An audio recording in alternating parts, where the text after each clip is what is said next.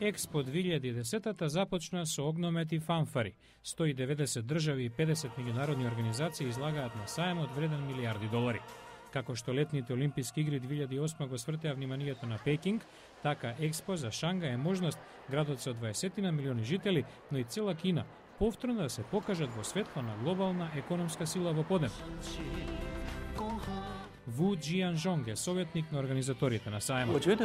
Шангај, домакин на Експо, не е само можност за покажување на националната сила и имиджот на Кина. Поважно е што ова е шанса Кина да ја засили интеракцијата со светот. Многу жители на Шангај, како овој средношколец со слично мислење.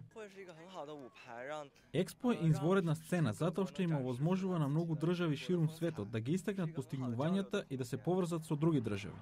Експо 2010 има над 200 павилјони. Многу земји потрошија големи пари да го зајакнат имиджот во Кина. Кинеската влада самата вели дека дала 4 милиарди долари за Експо, двојно повеќе од Олимпијадата во Пекинг.